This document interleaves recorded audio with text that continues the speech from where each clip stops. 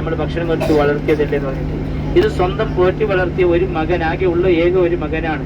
ആ മകനെയാണ് അറുക്കാൻ കൊണ്ടുപോകുന്നത് സ്വന്തം വാപ്പ. ആ വാപ്പ അവിടെ കൊണ്ടുപോയി മലർത്തി കിടത്തുമ്പോൾ ആ മകൻ പറയാണ്, വാപ്പ എന്നെ മലർത്തി കിടത്തരുത്, കാരണം എൻ്റെ മുഖം നോക്കുമ്പോൾ ചിലപ്പോൾ നിങ്ങൾക്ക് അറുക്കാൻ തോന്നില്ലെങ്കിലും അള്ളാന്റെ കൽപ്പനയ്ക്ക് നിങ്ങൾ പിന്മാറിയതാവൂലേ, അതുകൊണ്ട് എന്നെ കവിഞ്ഞു കിടത്തുക, എൻ്റെ മുഖം നിലത്തിന്റെ ഭാഗത്തേക്ക് ആദ്യം കൊണ്ട് കിടത്തുക എന്ന് മോൻ പറയാനോട്. അങ്ങനെ ആ വാപ്പ ബഹുമാനപ്പെട്ട ഇമാം നബത്തുൽ മുസ്തഫ റളിയല്ലാഹു തആല അൻഹു പറയുന്നു, ഫഅഖദ സുഫറത ബിൽ യമീൻ വഅഹ്വാ ബിഹാ ഇലാ നഹരിഹി, നല്ല മൂർച്ചയുള്ള വാള് കയ്യിൽ പിടിച്ചു ഇബ്രാഹിം നബി ഇസ്ലാം. എന്നിട്ട് വഅഹ്വാ ബിഹാ ഇലാ നഹരിഹി, തന്റെ മകന്റെ കഴുത്തിലേക്ക് വെച്ചിങ്ങനെ അറുക്കാൻ വേണ്ടി ആ വാപ്പ ഇബ്രാഹിം നബി അലൈഹി സ്വലാം ഇങ്ങനെ ഒരുങ്ങുകയാണ്. അങ്ങനെ അറുക്കാൻ വേണ്ടി ഒരുങ്ങുമ്പോൾ എന്താ ജിബ്രീൽ അലൈഹി സ്വലാം വന്നു കൈ തട്ടി.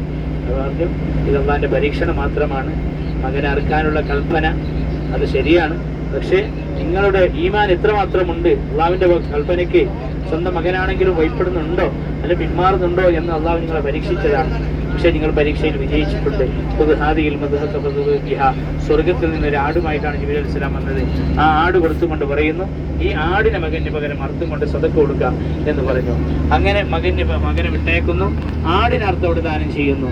അതാണ് എല്ലാ ഹജ്ജാജിമാരും മൻഹറയിൽ പോയി ഹജ്ജിന്റെ വേളയിൽ ആടുമാട് ഒട്ടകങ്ങളെ അറിവ് കൊടുത്തുകൊണ്ട് സദഖ ചെയ്യുന്നത് ഇബ്രാഹിം നബി അലൈഹി ഇസ്ലാമിനോടുള്ള മാതൃകയാണെന്ന് മനസ്സിലാക്കുക. ഫത്തബിയുമില്ലത്തെ ഇബ്രാഹിം ഹനീഫ, ബഹുമാനപ്പെട്ട ഇബ്രാഹിം നബി അലൈഹി ഇസ്ലാമിന്റെ മാതൃക നിങ്ങൾ പിൻപറ്റണേ എന്ന് വിശുദ്ധ ഖുർആനിൽ അല്ലാഹു തആല പറയുകയാണ്. ഇനി നിങ്ങൾ നോക്കുക, അടുത്ത ഭാഗത്തേക്ക് ഈ പർവ്വതത്തിന്റെ മുകളിലേക്ക് ഇങ്ങനെ നോക്കുമ്പോൾ നിങ്ങൾക്ക് കുബ്ബ കാണാം. ഇപ്പൊ കാണാൻ നോക്കില്ല, ഓടെ അടുത്ത സൈഡിൽ അതിലിങ്ങനെ നോക്കി, അടുത്ത സൈഡിൽ മുഴുക്കി കുറെ അങ്ങോട്ടൊന്നും നോക്കണ്ട, നേരെ റോഡിന്റെ വെള്ളക്കന്നെ മുഴുക്ക് നോക്കുക. കണ്ടില്ലേ, കാണുന്നുണ്ടാ?